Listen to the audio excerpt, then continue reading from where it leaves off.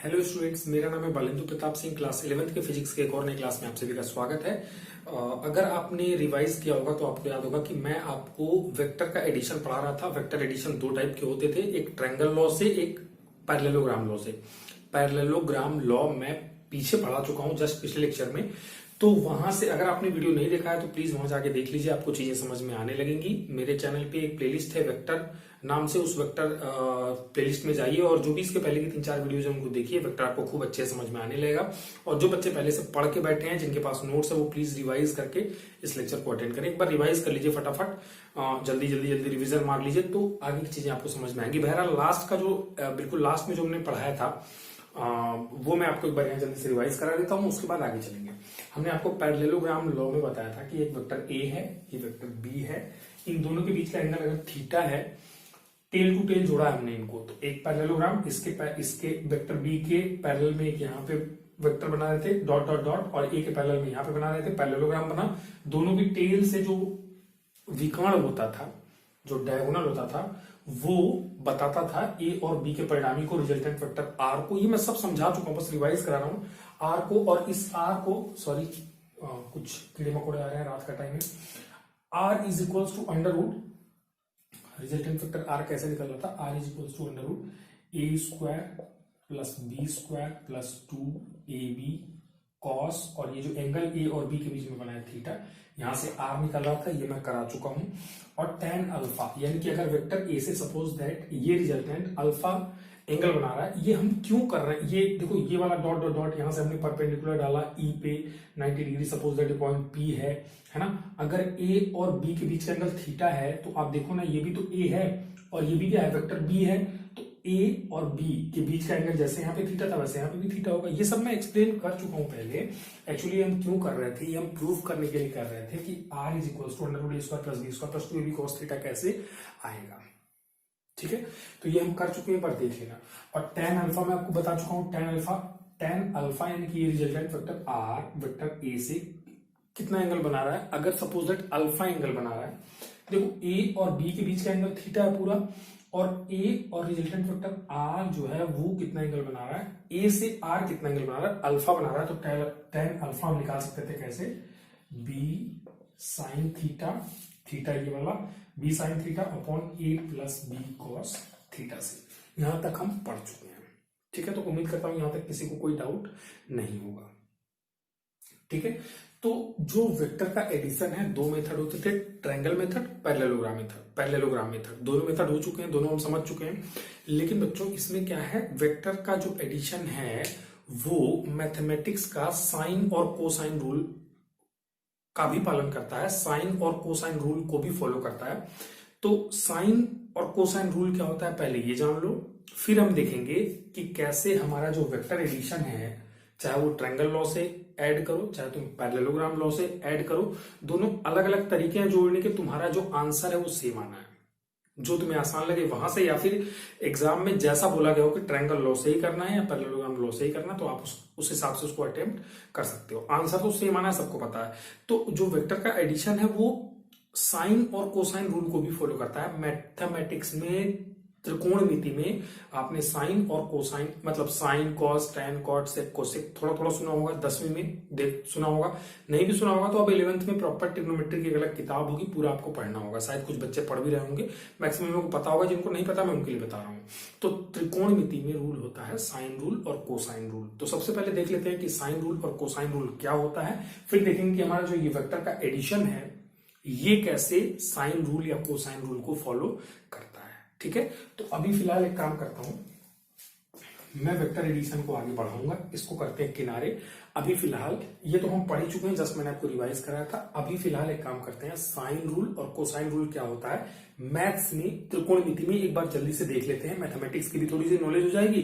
जिन बच्चों को आता है साइन रूल या कोसाइन रूल, उनका रिविजन हो जाएगा। अदरवाइज जो बच्चे अगर अभी नहीं पढ़े हैं, घबराने की जरूरत नहीं है, आप जैसे से आगे बढ़ोगे त्रिकोणमिति में आपको ये चीजें पढ़ाई जाएंगी। तो साइन रूल और कोसाइन रूल क्या होता है डिस्कस कर लेते हैं। ठीक है, ओके, तो चलिए फटाफट मैं आपको बता देता हूं कोसाइन रूल क्या होता है। Cosine rule COSIN, cosine rule, ये मैथमेटिक्स में है, लेकिन एक्चुअली मैथ्स के इस रूल को हमारा वेक्टर का एडिशन लॉ भी फॉलो करता है। देखो बहुत सारे ऐसे ट्रिकी क्वेश्चंस आते हैं जहां पे वेक्टर एडिशन में जब हम न्यूमेरिकल्स करेंगे, जब हम सवाल लगाएंगे, मेन चीज न्यूमेरिकल्स होता है क्योंकि उससे दिमाग का ग्रोथ होता है। तो जब हम सवाल पे पहुंचेंगे तो वहां पे आप देखोगे कि ये बहुत काम आने वाला है। साइन रूल, कोसाइन रूल कई बार लगाना पड़ जाता है वेक्टर के अच्छे ट्रिकी क्वेश्चंस में, ठीक है। इसलिए जानना जरूरी, मैं यहाँ पे जरूर आपको बताना चाहूंगा। कोई मुश्किल नहीं है, देख लो, इजी है। कैसे आया इसका प्रूफ आप त्रिकोणमिति में कर लेना। यहाँ एज अ फिजिक्स सब्जेक्ट मैं आपको बस रूल बता दे रहा हूं, और कैसे हमारा ये वेक्टर एडिशन फॉलो करता है ये मैं आपको बता दूंगा। तो कोसाइन रूल देखिए क्या होता है। कोसाइन रूल कॉस का रूल है, ये कॉस का। देखो कोई भी एक ट्रायंगल अगर हमारे पास, सपोज दैट कोई भी एक ट्रायंगल है, सपोज दैट ये एक ट्रायंगल है ए बी सी, ठीक है। यहां तक कोई दिक्कत ही नहीं। अभी तो कोई भी एक ट्रायंगल हमने बना दिया। अगर सपोज दैट ये जो ए के आगे वाली जो भुजा है इसकी लंबाई ए है, ये ए क्या है, बीसी की लंबाई है। बी के सामने वाली भुजा की लंबाई मान लो बी है, सी के सामने वाली भुजा की लंबाई मान लो सी है, ओके। मान लो यहां पे ए पे जो एंगल बना है वो अल्फा है, बी पे जो एंगल बना है वो बीटा है, और सी पे जो एंगल बना है वो गामा है। यहां तक तो कोई दिक्कत ही नहीं है। तो कोसाइन रूल क्या कहता है? कोसाइन रूल क्या कहता है, अगर ए की बात करें तो ए स्क्वायर बराबर, ए के ऑपोजिट साइड में देखो कौन कौन सी भुजाएं हैं, बी है और सी है, तो बी स्क्वायर प्लस सी स्क्वायर होगा -2, और इन्हीं भुजाओं का मल्टीप्लीकेशन बीसी, और साथ में कॉस, और बी और सी वाली जो भुजाएं हैं, बी वाली और सी वाली जो भुजा है इसके बीच का जो कोण बना है कॉस का, वो कोण होगा।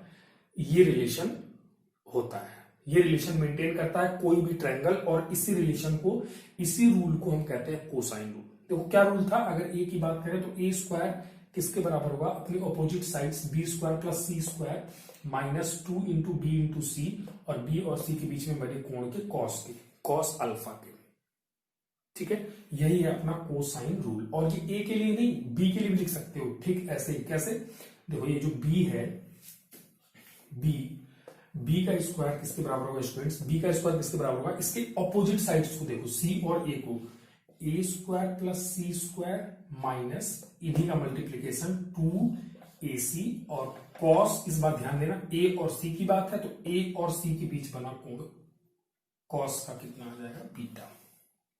यही हमारा कोसाइन रूल। और यही रिलेशन ये वाली भुजा भी फॉलो करेगी। अगर सी की बात करें तो आप कह सकते हो सी का स्क्वायर इज इक्वल्स टू, सी को अपोजिट में बी और ए है ना, तो आप लिखोगे बी स्क्वायर प्लस ए स्क्वायर -2ab, क्योंकि ए और बी, और ए और बी के बीच बना कोण जो है उसका कॉस, कॉस का गामा, ये बराबर होता है हमेशा। देखो कॉस आया, कॉस आया, कॉस आया, इसीलिए इस रूल को क्या कहते हैं, कोसाइन रूल। तो कोसाइन रूल ये किसी भी ट्रायंगल पे आप लगा सकते हो। त्रिकोणमिति पढ़ोगे तो ये फॉर्मूला कैसे बना ये भी आपको प्रूफ किया जाएगा, लेकिन यहां जरूरत नहीं। फिलहाल कोसाइन रूल को मैं उम्मीद करता हूं कि अब आप समझ पाएंगे। कई बार इसी रूल को थोड़ा अलग तरीके से लिखते हैं, कॉस अल्फा के फॉर्म में, कॉस अल्फा के फॉर्म में, तो वो भी समझना जरूरी है, क्योंकि कहीं ऐसा ना हो कि मैंने ये ऐसे इसलिए लिखा क्योंकि आपको याद करना आसान हो, आपको याद करना इजी हो। ए square is equal to be square plus C square -2bc cos, और बी और सी के बीच का कोण कॉस का अल्फा, ठीक है। तो मैं ये उम्मीद कर रहा हूं कि आपको समझ में आया होगा। मैंने ये वाला फॉर्म क्यों लिखा, क्योंकि आपको याद करने में आसानी। अदरवाइज कोसाइन रूल यानी कॉस का रूल, कॉस कॉस कॉस तो आया है, लेकिन इसको प्रॉपरली कैसे लिखते हैं, कॉस अल्फा के टर्म में ऐसे। अगर कॉस अल्फा को एक तरफ रखो, बाकी लोगों को एक तरफ कर दो, तो थोड़ा प्रॉपर दिखेगा कि हाँ कॉस का रूल है। एक तरफ कॉस है, बाकी लोग एक तरफ है, तो कॉस, देखो इसको इधर रखोगे, या एक काम करो ये माइनस में है तो इसको इधर लाओगे तो प्लस में हो जाएगा, 2bc कॉस अल्फा होगा इज इक्वल्स टू क्या, बी स्क्वायर प्लस सी स्क्वायर, और ए स्क्वायर उधर जाएगा तो -a स्क्वायर, और कॉस अल्फा बराबर क्या बचेगा। चलो यहां पे प्रॉपर करके दिखा देता हूं, बाकी इन दोनों को मैं डायरेक्टली लिख दूंगा। देखो ये रिलेशन है, ए स्क्वायर बराबर बी स्क्वायर प्लस सी स्क्वायर -2bc कॉस का अल्फा। मैंने क्या कहा, इसको लाओ लेफ्ट साइड में, तो 2bc कॉस अल्फा बराबर, ये तो यही रह जाएगा, बी स्क्वायर प्लस सी स्क्वायर, ए स्क्वायर को इधर लाओ तो -a स्क्वायर। यहां से केवल कॉस अल्फा लिखोगे तो क्या लिख सकते हो, B square plus C square -a square upon में 2bc। देखो बाकी लोग एक तरफ हो गए, कॉस अल्फा एक तरफ हो गया, तो दिख रहा है ना ये कॉस का रूल है, कॉस का रूल है, इसीलिए इसको कहते हैं कोसाइन रूल। ठीक है, चलो तो जल्दी से मैं इसको लिख देता हूं। यहाँ पे कॉस अल्फा में कैसे लिखूंगा, बी स्क्वायर प्लस सी स्क्वायर माइनस का ए स्क्वायर अपॉन में क्या लिखूंगा 2bc। ठीक है, एक तो ये रूल कॉस अल्फा बराबर ये भी लिख सकते हो। ठीक है, यहां से कॉस बीटा बराबर क्या लिख सकते हो, कॉस बीटा बराबर a square plus C square minus का बी स्क्वायर अपॉन में 2ac लिख सकते हो। ठीक ऐसे जैसे मैंने ये बनाया आप इसको बना सकते हो, अगर आपको मेरा लिखा हुआ समझ में नहीं आ रहा डायरेक्टली तो। और यहां से कॉस का गामा कैसे लिख सकते हैं बताइए, कॉस गामा इक्वल्स टू क्या लिख सकते हैं, बी स्क्वायर प्लस ए स्क्वायर, सी स्क्वायर को इधर तो माइनस सी स्क्वायर अपॉन में 2ab। ठीक है, तो उम्मीद करता हूं आपको कॉस का रूल समझ में आया होगा। कुछ बच्चों को ये याद करना अगर आसान लगता है कि कॉस अल्फा कैसे लिखेंगे, कॉस अल्फा, अल्फा कैसे लिखेंगे, अल्फा कहां कहां से बना है, बी और सी से, तो बी स्क्वायर प्लस सी स्क्वायर माइनस का ऑपोजिट वाला लेंथ माइनस ए square upon 2 into b into c. वैसे मुझे ये याद करना टफ लगता है, जो मैंने पहले बताया ये याद करना इजी है कि किस फॉर्म में लिखना है आपको, ए स्क्वायर बराबर ऑपोजिट साइड्स का स्क्वायर बी स्क्वायर प्लस सी square minus 2bc into cos का अल्फा, और यहां से ये करना तो 1 सेकंड का काम है, कॉस अल्फा निकल गया। तो वैसे कोसाइन रूल यही है, कॉस अल्फा बराबर बी स्क्वायर प्लस सी स्क्वायर माइनस ए square upon 2bc, cos beta बराबर a square plus C square minus B square upon 2ac, और कॉस गामा बराबर क्या हो जाएगा, बी स्क्वायर प्लस ए square minus c square upon 2ab। Cos का main rule यही है, लेकिन इसको ऐसे लिख के आप याद भी कर सकते हो, इजी पड़ेगा आपके लिए अगर आपको मेमोराइज करना है। ठीक है, कोसाइन रूल उम्मीद करता हूं आपको समझ में आया होगा। यहां से जिन बच्चों को ये डायरेक्टली लिखना नहीं आ रहा है, जिनकी गणित कमजोर है, नहीं लिख पा रहे हैं आसानी से, ठीक है, वो ऐसे कर लेंगे तो वो आराम से लिख पाएंगे। ये सिंपल हो गया आपका कोसाइन रूल। ठीक है, इसको फटाफट से लिख लो, ये तो आपको नहीं लिखना है, ये फिगर अभी नहीं बनाना है। कोसाइन रूल क्या होता है ये लिख लो, फिर आगे बात करते हैं साइन रूल की जल्दी से, फिर अपने वेक्टर एडिशन पे वापस लौट आएंगे।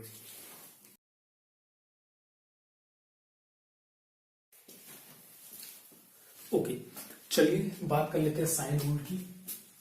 देखिए साइन रूल क्या है वो भी देख लो। अगर तुम्हारे पास कोई भी ट्रायंगल हो, कोई भी ट्रायंगल मान लो ए बी सी है, सपोज दैट ए के सामने वाली जो भुजा है इसकी लंबाई a मीटर है, बी के सामने वाले की लंबाई b मीटर है, और सी के सामने वाले की लंबाई ये लेंथ c मीटर है। ठीक है, और ये a पे जो एंगल बना है सपोज दैट अल्फा है, b पे जो एंगल बना है सपोज दैट बीटा है, c पे जो एंगल बना है सपोज दैट गामा है, ये मान लिया हमने। ठीक है, तो साइन रूल क्या कहता है, क्या है साइन रूल, स्टेटमेंट क्या है साइन रूल का। साइन रूल ये कहता है कि ये वाली लेंथ की अगर बात करें a अपॉन इस वाली लेंथ, ये जो लेंथ है इसके सामने जो कोण है अल्फा, तो इसका साइन ले लो, a अपॉन साइन अल्फा हमेशा बराबर होगा b अगर इस वाली लेंथ की बात करें अपॉन b के सामने एंगल क्या बना बीटा, तो साइन बीटा, और ये बराबर होगा c अपॉन साइन के गामा के। यही आपका है साइन रूल। सिंपल है, क्या काम है, एक ट्रायंगल है ए बी सी, ए के सामने वाली भुजा की लंबाई ए, बी के सामने वाली भुजा की लंबाई बी, और सी के सामने वाली भुजा की लंबाई सी। अगर सपोज दैट यहाँ पे एंगल अल्फा है, यहाँ पे बीटा, यहाँ पे गामा है जनरली, तो साइन रूल कहता है कि ए अपॉन साइन अल्फा बराबर होगा बी अपॉन साइन बीटा के, बराबर होगा सी अपॉन साइन गामा के। यानी जिस भुजा की बात करेंगे उसके एंगल का साइन का जो रेशियो होगा, ये लेंथ और इसके सामने वाले एंगल का साइन का अनुपात, ये बराबर होगा दूसरे के, ये बराबर होगा तीसरे के। यानी ए अपॉन साइन अल्फा बराबर बी अपॉन साइन बीटा बराबर सी अपॉन साइन गामा। ऑलवेज ऐसा ट्रायंगल में होता है, ऑलवेज ये रिलेशन फॉलो होता है, और इसी रिलेशन को चूंकि हर जगह क्या है साइन साइन साइन, ये कैसे रिलेशन बना, कैसे ए अपॉन साइन अल्फा बराबर बी अपॉन साइन बीटा बराबर सी अपॉन साइन गामा हम कह सकते हैं, त्रिकोणमिति में आपको प्रूफ कराया जाएगा। यहां पे भी जरूरत नहीं है, बस सिंपली आप समझ लो कि साइन रूल क्या होता है। देखो हर जगह साइन साइन साइन है ना, इसलिए इसका नाम क्या है साइन रूल। ठीक है, तो उम्मीद करता हूं आपको साइन रूल भी समझ में आया होगा, इजी था। जल्दी से नोट करो, फिर हम वेक्टर एडिशन में आके देखते हैं कि कैसे वेक्टर एडिशन साइन और कोसाइन रूल को फॉलो करता है। जल्दी लिखिए।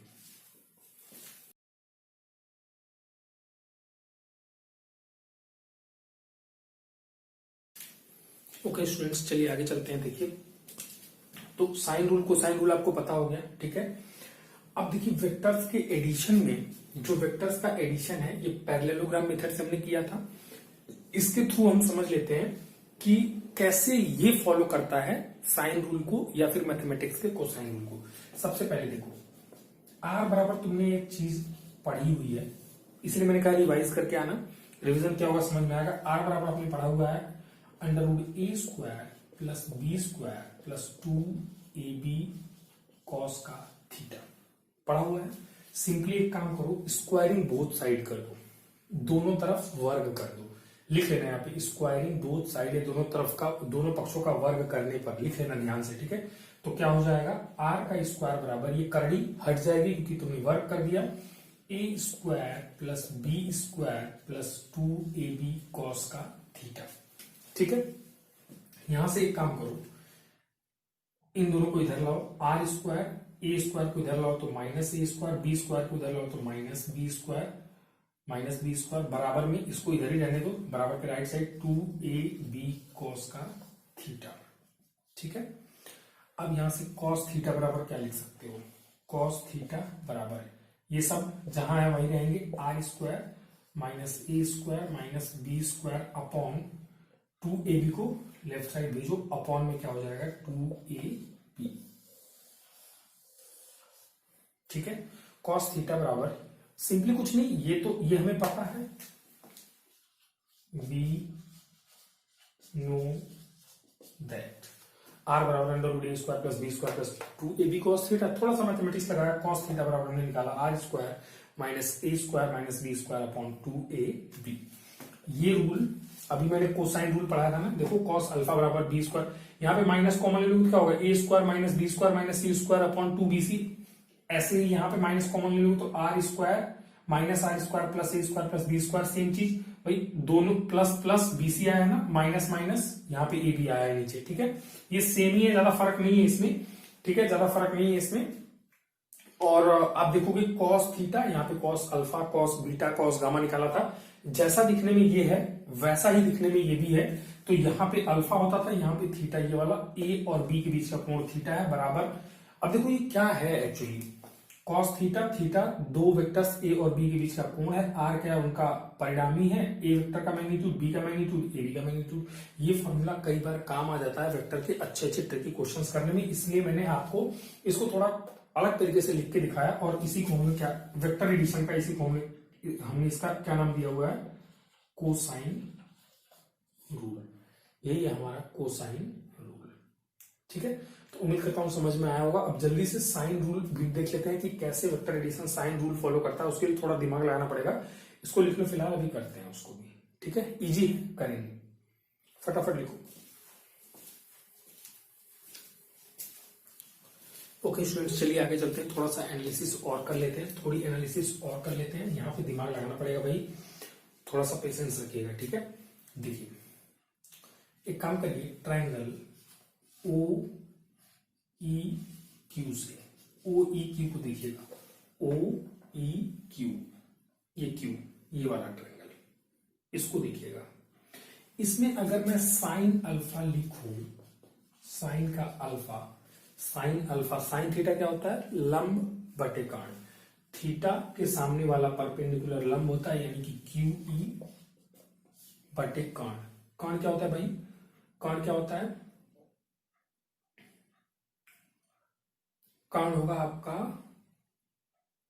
90 डिग्री के सामने वाली भुजा, जो 90 डिग्री कोण बनाए इसके सामने वाली भुजा, यानी कि ये वाला वेक्टर, ये कर्ण हो जाएगा। ओ ई क्यू त्रिभुज की बात कर रहे हैं, तो कर्ण को तुम सीधे वेक्टर आर लिख दो, वेक्टर आर। यहां से तुम क्यू ई क्या लिख सकते हो, क्यू ई बराबर बटे एक करके तीन गुणा करो, क्यू ई बराबर आर इंटू साइन अल्फा लिख सकते हो,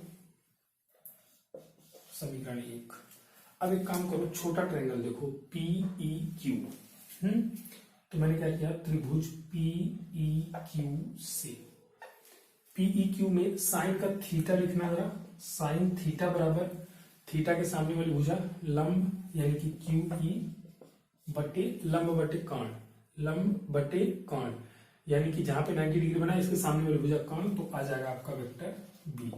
यहां से क्यू ई क्या लिख सकते हो आप, B into sine theta, vector B into sine theta, समीकरण नंबर 2। समीकरण 1 और 2 से क्या समझ में आता है? 1 और 2 से क्या समझ में आता है? Q E R sine alpha के बराबर है और Q E B sine theta के बराबर है।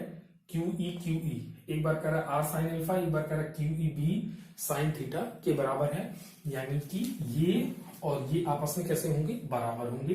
तो 1 और 2 से आप लिख सकते हो कि आर साइन अल्फा बराबर है किसके? बी साइन थीटा के, क्योंकि क्यू ई का मान R sine alpha, Q E का मान बी साइन थीटा, यानी कि ये और ये आपस में बराबर है। मैंने लिखा आर साइन अल्फा बराबर बी साइन थीटा। यहां से ध्यान से देखो, यहां से आप आर साइन थीटा को लेफ्ट साइड लाओ तो अपॉन साइन थीटा बराबर बी, ये बी अपॉन इसको राइट साइड ले जाओ साइन अल्फा। कुछ इस तरीके से लिख सकते हो भाई, आर को यहीं रहने दिया, साइन थीटा को इधर लाया, बराबर बी को यहीं रहने दिया, साइन अल्फा को इधर भेजा। तो आर अपॉन साइन थीटा बराबर बी अपॉन साइन अल्फा लिख सकते हो। हाँ जी लिख सकते हैं। तो ये समीकरण नंबर 3 बन गया। यहां तक पहुंच गया, ठीक है। अब सपोज करो कि यहां पे वेक्टर ए से रिजल्टेंट आर ने एंगल अल्फा बनाया था और वेक्टर बी से जो आर रिजल्टेंट है ये एंगल बीटा बना रहा हो, मान लो। और पी से तुमने इस आर पे एक लंब डाल दिया, परपेंडिकुलर डाल दिया, कुछ इस तरीके से। मान लो ये एम पॉइंट पे तुमने यहां पे परपेंडिकुलर डाल दिया, ठीक है, परपेंडिकुलर। तो ये 90 डिग्री, इधर भी कितना डिग्री होगा? 90 डिग्री होगा, ठीक है। और ये एंगल कितना सपोज किया हमने? बीटा सपोज किया है। तो एक काम करते हैं, एक काम कर लेते हैं। एक ट्रायंगल ओ पी एम आपको दिख रहा होगा छोटा सा, इसकी बात कर लेते हैं। त्रिभुज ओ पी एम से, इस त्रिभुज से क्या दिख रहा है हम लोगों को? एनालिसिस कर रहे हैं जस्ट कि ये साइन रूल कैसे फॉलो कर रहा है, ठीक है। अभी पता चलेगा, धीरे धीरे एनालाइज कर रहे हैं चीजों को। ओपीएम से तो 90 डिग्री के ओपीएम में एक काम करो, तुम साइन अल्फा लिखो। साइन अल्फा बराबर क्या लिखोगे? ओपीएम में साइन अल्फा, इसकी बात कर रहे हैं, इसके सामने वाला होता है लंब। तो साइन थीटा बराबर लंब, यानी कि पीएम बटे लंब बटे कर्ण। साइन थीटा बराबर लंब बटे कर्ण, तो लंब। और ये 90 डिग्री के सामने वाला जो भुजा होती है वो क्या होती है? कर्ण होती है। तो यहाँ पे क्या है? वेक्टर ए है, तो हमने लिख दिया वेक्टर ए। यहां से P M is equals to vector A into sine alpha लिख सकते हैं। इसको सपोज दैट समीकरण 4 रखिए, ठीक है, कोई बात नहीं। और ट्रायंगल, एक ट्रायंगल ये भी तो बन रहा है 90 डिग्री वाला, एक ट्रायंगल ये भी तो है 90 डिग्री वाला। तो ट्रायंगल पी एम क्यू से इस बार साइन का बीटा लिखो। साइन का बीटा की बात कर रहे हैं, इसके सामने वाली भुजा ये हो जाएगी परपेंडिकुलर, यानी कि लंब बटे कर्ण। कर्ण क्या होता है भाई? 90 डिग्री के सामने वाला, यानी ये कर्ण हो गया और ये कर्ण, ये कर्ण हुआ इस बार। भाई बीटा की बात कर रहे हैं, इसके सामने इस त्रिभुज की बात कर रहे हैं हम लोग। बीटा के सामने ये परपेंडिकुलर और 90 डिग्री के सामने वाला क्या होता है? कर्ण होता है। तो साइन थीटा बराबर लंब बटे कर्ण होता है। तो साइन बीटा बराबर पी एम बटे कर्ण का मान क्या हुआ है? वेक्टर बी दिया हुआ है। यहां से पी एम बराबर क्या लिख सकते हो? Vector B sine into beta लिख सकते हो। इसको समीकरण 5 करो। 4 और 5 को ध्यान से देखो। पी एम की वैल्यू ये है, पी एम की वैल्यू ये भी पीएम, ये भी पीएम, तो ये और ये आपस में बराबर होंगे। तो आप लिख सकते हो समीकरण 4 व 5 से क्या लिख सकते हो? Vector A into sine alpha बराबर है किसके? Vector B into sine beta के। इसको ऐसे भी लिख सकते हो कि ए अपॉन साइन बीटा बराबर है किसके? बी को यहीं रहने दो, अपॉन इसको राइट साइड ले जाओ तो साइन अल्फा के। लिख सकते हो, कोई दिक्कत? यहां तक मुझे लगता है कोई दिक्कत नहीं है भाई। ए को यहीं रहने दिया, साइन बीटा को इधर लाए, sine beta is equals to B को यहीं रहने दिया, साइन अल्फा को उधर लाया, साइन अल्फा। ठीक है।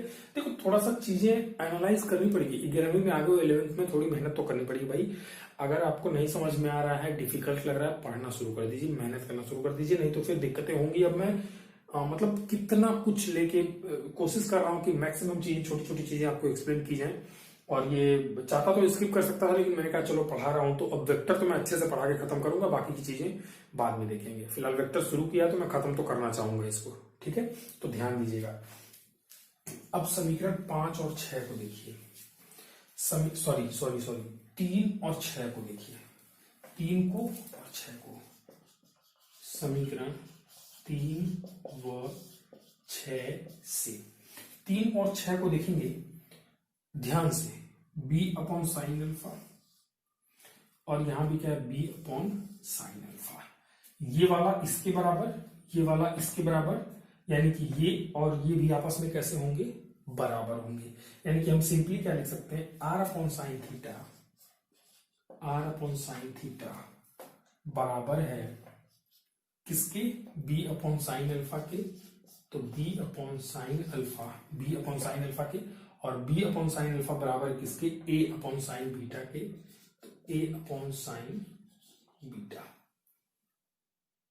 ठीक है, a अपॉन साइन बीटा। ये तीनों आपस में बराबर हैं। या इसको अच्छे से लिख दे तो लिख सकते हैं a अपॉन साइन बीटा बराबर b अपॉन साइन अल्फा बराबर r अपॉन साइन थीटा के। और ये ध्यान दो तो इसमें हर जगह साइन साइन साइन आया है। a अपॉन साइन अल्फा बराबर b अपॉन साइन बीटा बराबर c अपॉन साइन गामा, ये साइन रूल होता था, अभी थोड़ी देर पहले पढ़ाया। ये भी तो वैसा ही, a अपॉन साइन बीटा बराबर b अपॉन साइन अल्फा बराबर r अपॉन साइन थीटा, ये भी तो ठीक वैसा ही है। तो ये कहीं ना कहीं साइन रूल के जैसा दिखने में है और साइन रूल ही है। तो इसीलिए वेक्टर एडिशन में इस रिलेशन को, जहां पे a क्या है, वेक्टर a का मैग्नीट्यूड है, परिमाण है, 10 यूनिट का वेक्टर हो, 20 यूनिट का हो, 30 का हो।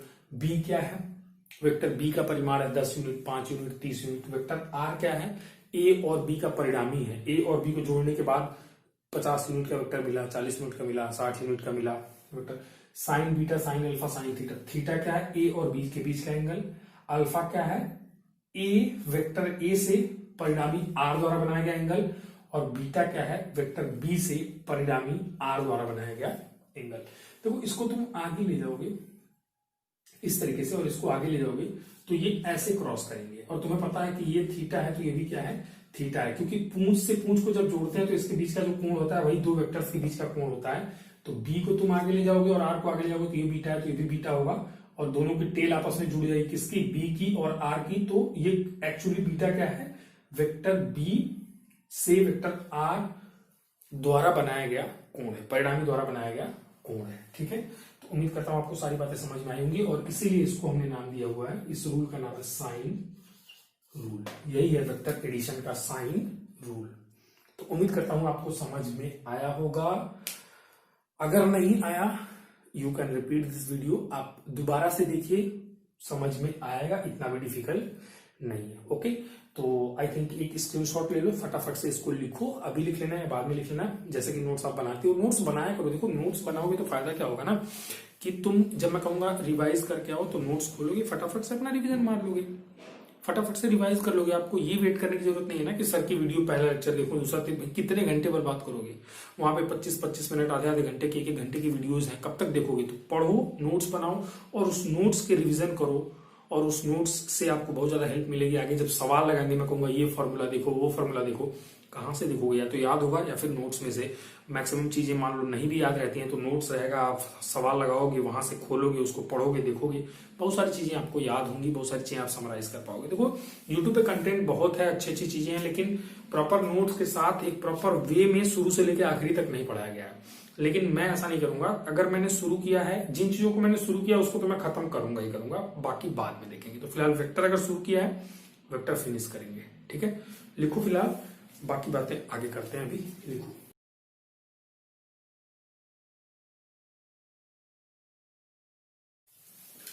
ओके स्टूडेंट्स, चलिए आगे चलते हैं। कुछ स्पेशल केसेस डिस्कस कर लेते हैं वेक्टर एडिशन में। वेक्टर एडिशन में बहुत आगे जा चुके हैं हम, थोड़ा सा और सीखते हैं। देखो चीजें और क्लियर होंगी जब हम न्यूमेरिकल्स करेंगे, सवाल लगाएंगे, आपको पता चल जाएगा कि सर ये सारी चीजें डिटेल में उस वक्त क्यों समझा रहे थे, क्यों पढ़ा रहे थे। अभी फिलहाल चीजों को समझते जाओ, थोड़ा सा रिविजन करते जाओ, आपके लिए आसान होगा। ठीक है, तो वेक्टर एडिशन में कुछ स्पेशल केसेस देख लेते हैं। आपको ज्यादा परेशान नहीं होना पड़ेगा। अगर वो स्पेशल केस आपके सामने आता है तो आप एडिशन आसानी से कर पाओगे। बार बार आपको फॉर्मूला नहीं लगाना पड़ेगा, बार बार आपको परेशान नहीं होना पड़ेगा अगर वो स्पेशल केसेस हैं तो एक काम करते हैं, विशेष स्थितियां देख लेते हैं। विशेष स्थितियां, या फिर इंग्लिश में कह सकते हो स्पेशल केसेस। स्पेशल केसेस, पहली स्पेशल केस देखो। पहला स्पेशल केस क्या है? जब दोनों वेक्टर एक ही दिशा में हो। जब दोनों वेक्टर एक ही दिशा में हो। अच्छा, एक ही दिशा में हो तो क्या होगा? देखो ध्यान से समझो। सपोज दैट एक वेक्टर ए है और एक वेक्टर आपके पास बी है। ठीक है, दोनों एक ही दिशा में हैं तो क्या होगा? इनके बीच का कोण, जब दोनों वेक्टर एक ही दिशा में हो तब थीटा बराबर क्या होगा? इन दोनों के बीच का कोण क्या होगा? याद करो पैरेललोग्राम मेथड को। हम कह रहे थे ये वेक्टर ए है, ये वेक्टर बी है, और वेक्टर ए और बी के बीच का बना कोण थीटा है। तब एक पैरेललोग्राम अगर हम बनाते हैं तो इन दोनों के टेल से जो विकर्ण जा रहा होता था वो रिजल्टेंट आर होता था। लेकिन मैं कह रहा हूं ए और बी के बीच का कोण थीटा कैसे निकलता था? जब ए की पूंछ को बी के पूंछ से जोड़ते थे, इनके बीच में जो भी कोण बनता था वही होता था ए और बी के बीच का कोण। ठीक है, तो यहां पे भी कुछ वैसा ही है। ये वेक्टर ए है, वेक्टर बी, दोनों एक ही दिशा में है। ये छोटा है, ये बड़ा है, मैग्नीट्यूड में अलग अलग है। ठीक है, अब इन दोनों को जोड़ोगे स्टूडेंट्स, कैसे जोड़ोगे? देखो ये तुम्हारा वेक्टर ए है, इसका पूंछ बी के पूंछ को भी लाओ, इस पे रखो और यहां से जोड़ दो, इसके ठीक ऊपर आएगा। ये नीचे वाला रहा आपका वेक्टर बी। ठीक है, तो इन दोनों के बीच का कोण कितना बना? इन दोनों के बीच का कोण कितना बना आपको दिख रहा होगा, 0 डिग्री। अगर ये वेक्टर ए होता और अगर बी कुछ इस तरीके से होता, इसकी भी पूंछ इसकी पूंछ, दोनों को जोड़ दिया तो ये कुछ बनता, मान लो 10-15 डिग्री, 15 डिग्री बनता। अगर ए और बी को ऐसे जोड़ते तो मान लो 45 बनता। ए और बी को ऐसे जोड़ते तो मान लो 90 बनता। समझ रहे हो मैं क्या कर रहा हूं? पूंछ से पूंछ को जोड़ोगे तो इनके बीच जो भी कोण बनेगा वही दो वेक्टर्स के बीच का कोण होता है। तो यहाँ पे हमने इसका पूंछ और इसका पूंछ जब जोड़ा, वेक्टर ए और वेक्टर बी, यहीं से, तो इन दोनों के बीच में ये और कम और कम और कम इसके ऊपर ही आ गया तो कितना हो गया? घटते घटते 0। भाई ये 90 था, 45 और घटा 15 और घटा 10, 9, 8, 7, जब इसके ऊपर आ गया तो थीटा इज इक्वल टू कितना हो गया? 0 डिग्री हो गया। उम्मीद कर रहा हूं आपको समझ में आ रहा होगा कि जब दोनों वेक्टर एक ही दिशा में होंगे तो इन दोनों के बीच का कोण कितना होगा? थीटा इज इक्वल टू कितना होगा? 0 डिग्री होगा। स्पेशल केस है, जब ऐसा होगा तब देखो चीजें क्या होती हैं, क्या परिवर्तन होगा, क्या होता है। हमें मेहनत कम करनी पड़ेगी। देखो कैसे मेहनत कम करनी पड़ेगी, कैसे? देखो दो वेक्टर्स के बीच का एंगल निकालना, उम्मीद करता हूं आपको समझ में आ गया होगा। दो वेक्टर, देखो शिफ्टिंग तो अलाउड है वेक्टर में। वेक्टर, ये वेक्टर यहां पे है, इसको उठा के मैंने यहां पे रख दिया। अगर यहां पे मान लो ईस्ट में इसका मैग्नीट्यूड 5 है, इसको उठा के यहां रख दिया, अभी भी ईस्ट में मैग्नीट्यूड 5 है, इसको उठा के मैंने यहां रख दिया, अभी भी ईस्ट में 5 है, कुछ बदला नहीं। दो चीजें होती हैं, परिमाण और दिशा। ना इसका परिमाण बदला मैंने, ना दिशा बदला, तो यहां रखो यहां रखो यहां रखो, कोई फर्क पड़ने वाला नहीं है। तो इसीलिए मैंने क्या कहा, दो वेक्टर्स कहीं भी हो उनको उठाओ, उनके टेल से टेल को जोड़ो, पूंछ से पूंछ को जोड़ो, और उनके बीच का जो कोण बनेगा वही होगा उन दोनों वेक्टर्स के बीच का कोण। ठीक है, तो कैसे करना? अगर दोनों, सपोज दैट एक वेक्टर और, एक सेकंड रुको,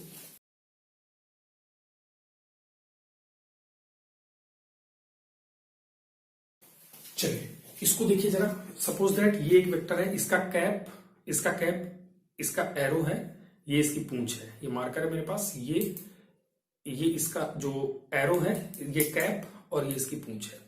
अब ये दोनों जब सेम डायरेक्शन में होंगे तो कुछ इस तरीके से होंगे, देख रहे हो? टेल से टेल मैंने मिलाया, ये हेड से हेड है। दोनों जब एक ही डायरेक्शन में होंगे तो कुछ ऐसी बात बनेगी, एंगल दोनों के बीच का 0 बताया मैंने। अगर ऐसा हो गया, देखो टेल से टेल जुड़ा है, एक इधर जा रहा है एक इधर जा रहा है, लगभग 45 डिग्री, थोड़ा और बढ़ाया 60 डिग्री, अब क्या बना 90 डिग्री, अब क्या बना 120 डिग्री, अब क्या बना 150, और मैंने बिल्कुल ऐसे कर दिया तो इन दोनों के बीच का कोण कितना बन गया 180। पूंछ से पूंछ को मैंने जोड़ा, इन दोनों के बीच का कोण कितना बन गया 180। समझ पा रहे हो? फिर ये 180 से ज्यादा, ये 270 से ज्यादा, समझ गए? तो इस तरीके से एंगल आपको चेक करना, टेल से टेल को जोड़ना, उनके बीच का एंगल जब सेम डायरेक्शन में होंगे 0 डिग्री 90, जब ऑपोजिट में होंगे दोनों बिल्कुल विपरीत होंगे तो एंगल कितना होगा 180 डिग्री। तो उम्मीद करता हूं आपको समझ में आया होगा। चलिए, तो थीटा बराबर 0 हो गया अगर, तो इस केस में रिजल्टेंट वेक्टर आर क्या होगा बताओ? आर बराबर क्या होता था? अंडर रूट ए square plus B square plus 2ab cos का थीटा। थीटा कितना है 0 डिग्री, तो मैं यहां पे रख देता हूं कॉस का 0 डिग्री। कॉस 0 डिग्री, अगर तुमने त्रिकोणमिति नहीं पढ़ी है तो दिक्कत हो रही होगी, कोई बात नहीं, घबराओ नहीं, सब बताऊंगा मैं। कॉस 0 डिग्री का मान 1 होता है। ठीक है, ये बहुत आसान है, जब आप त्रिकोणमिति पढ़ लोगे या कक्षा 9-10 में अगर रहा होगा, आपने पढ़ा होगा मैथमेटिक्स में, तो आप जानते होंगे कॉस 0 डिग्री 1 होता है। तो इसका मान कितना हो गया? कॉस 0 डिग्री का मान 1 हो गया। तो जैसे 2ab में 1 रखोगे, 2ab किसी चीज में 1 से गुणा करो वही चीज आती है, तो 2ab हो जाएगा ये। चलो एक लाइन और बढ़ा ही देता हूं, आर बराबर अंडर रूट ए square plus B square plus 2ab बचेगा यहाँ पे, और a square plus B square plus 2ab क्या होता है आप सभी को पता है, a प्लस बी का होल स्क्वायर होता है। इसको ऐसे लिख सकता हूं मैं, आर बराबर अंडर रूट और ये a प्लस बी का होल स्क्वायर। अब कोई चीज वर्ग के अंदर 2 बार आ गई, 2 बार गुणा हो गया, तो ये बाहर निकल सकती है। आर बराबर आ गया a प्लस बी। यानी कि एक चीज हमें पता चल गई कि अगर जब दोनों वेक्टर्स एक ही दिशा में होंगे, थीटा 0 होगा, उनका रिजल्टेंट आर निकालने के लिए इतना बड़ा फॉर्मूला लगाने की जरूरत नहीं है। उनका परिणामी आर क्या होगा? वेक्टर ए का परिमाण और वेक्टर बी का परिमाण जोड़ दो डायरेक्टली, दोनों का परिणामी वेक्टर आर का मान अपने आप निकल के आ जाएगा। आर बराबर ए प्लस बी। क्या कहा मैंने? आर कैसे निकलेगा? ए का मैग्नीट्यूड और बी का मैग्नीट्यूड पूरा पूरा उठा के जोड़ लो। जैसे ए अगर 10 यूनिट का है, बी अगर 20 यूनिट का है, मैंने कहा इन दोनों को जोड़ के इनका परिणामी निकाल लो। अगर इनकी दिशा सेम है, ये भी ईस्ट में जा रहा है, ये भी ईस्ट में जा रहा है, ये दोनों एक ही दिशा में है, इसका मैग्नीट्यूड 10 है ए का, इसका मैग्नीट्यूड 20 है बी का, मैंने कहा इसका रिजल्टेंट निकालो। इतना बड़ा फॉर्मूला वगैरह लगाने की जरूरत नहीं, स्पेशल केस है, तुमको याद आएगा। थीटा 0 डिग्री, आर बराबर ए प्लस बी होता है, 10 घन 20 कर दिया, परिणामी आर का मान कितना आ जाएगा? 30 आ जाएगा, 30 आ जाएगा। ठीक है, तो उम्मीद करता हूं आपको समझ में आया होगा। ये स्पेशल केस आर यहां से निकल जाएगा, वो कितना आसान है, आर बराबर ए प्लस बी। ओके, यहां पे छोटा सा मैं लिख देता हूं, cos 0 डिग्री बराबर होता है 1। ठीक है, अब देखो ये वेक्टर आर का मैग्नीट्यूड तो निकल गया, लेकिन वेक्टर में 2 चीजें होती हैं, एक तो परिमाण, एक दिशा। दिशा कैसे निकलती है? अल्फा tan अल्फा से, कि वेक्टर ए से परिणामी वेक्टर आर कितना कोण बना रहा है, tan अल्फा, तो वो भी निकाल के देख लो। tan अल्फा बराबर होता था b sine theta upon a plus b cos theta. tan alpha बराबर b sine theta upon a plus b cos theta, ये फॉर्मूला होता था। अब एक काम करो, थीटा कितना है 0 डिग्री है, तो फटाफट से रख दो, tan अल्फा बराबर b sine 0 degree upon a plus b cos 0 degree. Cos 0 degree कितना होता है? 1 होता है। कॉस 0 डिग्री कितना होता है? 1 होता है। लेकिन यहीं पर बता दे रहा हूं, साइन 0 डिग्री का मान 0 होता है। साइन शून्य अंश बोले कोई कितना होता है, तो साइन 0 अंश 0 होता है। साइन 0 डिग्री का मान 0 हो गया, ये कितना हो गया 0। बी में 0 से गुणा करोगे 0, 0 में किसी भी चीज से, ये a plus b cos theta cos 0 अंश कुछ भी हो, 0 में किसी भी चीज से भाग दोगे तो हो जाता है 0। tan अल्फा बराबर पूरा हो गया 0। मैं आपको बता दे रहा हूं कि tan 0 डिग्री का मान भी होता है 0। tan अल्फा हमारा कितना आया? 0। मैंने कहा tan 0 डिग्री का मान भी कितना होता है? 0। यहां से कंपेयर करो तो अल्फा कितना निकल के आया? 0 डिग्री। अल्फा कितना निकल के आया? 0 डिग्री। यानी कि वेक्टर ए से परिणामी वेक्टर आर कितना कोण बनाएगा, शून्य अंश का कोण बनाएगा। यानी कि जिधर वेक्टर ए होगा उधर ही होगा हमारा परिणामी वेक्टर आर। अगर दोनों वेक्टर एक ही दिशा में हो, दो वेक्टर ए और बी एक ही दिशा में है, तो उनको जोड़ने के बाद जो उनका परिणामी वेक्टर आर होगा वो वेक्टर ए की ही दिशा में होगा, उसके डायरेक्शन में कोई चेंज नहीं होगा। अल्फा कितना आ गया, 0 डिग्री। अल्फा क्या होता है, वेक्टर ए से परिणामी द्वारा बनाया गया कोण। कुछ कोण बना ही नहीं रहा है, तो जिधर ए जा रहा होगा उधर ही जा रहा होगा वेक्टर आर। तो कितना सिंपल है। अगर स्पेशल केस था ये एक ही दिशा में हो, तो पहली बात तो परिणामी वेक्टर आर जिधर ए है या जिधर बी है उधर ही होगा, क्योंकि ए बी का सेम डायरेक्शन है। और मैग्नीट्यूड कैसे निकलेगा, उनको पूरा का पूरा आपस में जोड़ देना है, तुम्हें एक्स्ट्रा उसमें कुछ भी नहीं करना है। आर बराबर ए प्लस बी, ये स्पेशल केस था। अगर लॉजिक की बात करें, इस स्पेशल केस को थोड़ा और अच्छे से एनालाइज करते हैं। देखो, थोड़ा थोड़ा एनालाइज करोगे, दिमाग चलाओगे तो दिमाग खुलता है, थोड़ा सा सोचना चाहिए। बाकी नंबर तो आ जाएंगे बोर्ड में, कोई दिक्कत वाली बात नहीं है। बोर्ड एग्जाम्स में थोड़ा थोड़ा मेहनत करोगे, बोर्ड एग्जाम्स बन जाता है। कंपटीशन के लिए, फ्यूचर के लिए सोचो, ठीक है। चलो, तो ये यहां से मैं क्या कर रहा था, लॉजिकली सोचते हैं। सपोज दैट इस केस को ग्राफिकली देखते हैं। ये वेक्टर ए था, ये वेक्टर बी है, इन दोनों को जोड़ना है। ट्रायंगल मेथड से जोड़ो, लॉजिकली सोचो, ट्रायंगल मेथड से जोड़ो। देखो, वेक्टर ए को तुमने यहाँ पे रखा, रिवाइज करके आए होगे क्या करना होता है ट्रायंगल मेथड में, पहले के हेड से दूसरे के टेल को जोड़ना होता है। ट्रायंगल मेथड से जोड़ रहा हूं, तो ये बी इसका हेड और बी का टेल, ये यहाँ पे आ गया वेक्टर बी, जोड़ दिया। अब रिजल्टेंट कैसे मिलता है, पहले के टेल को आखिरी के हेड से जोड़ दो तो कौन सा वेक्टर मिलेगा, रिजल्टेंट वेक्टर मिलेगा, परिणामी वेक्टर आर मिलेगा। तो यानी कि यहां से इन दोनों के ठीक ऊपर एक वेक्टर ऐसे बना दूं तो वही होगा परिणामी वेक्टर आर, जो कि देखोगे तुम आर किसके बराबर है, ये दूरी प्लस ये दूरी के, यानी कि ए और बी को पूरा पूरा जोड़ने के, यानी कि आर बराबर ए प्लस बी, लॉजिकली आ गया। और यहां से यहां तक एक वेक्टर बनाओगे तो इसकी दिशा, भाई इसके पूंछ से आखिरी वाले के सिर को मिलाओगे तो ये इसकी दिशा भी देखो, जिधर ए है जिधर बी है उधर ही वेक्टर आर है।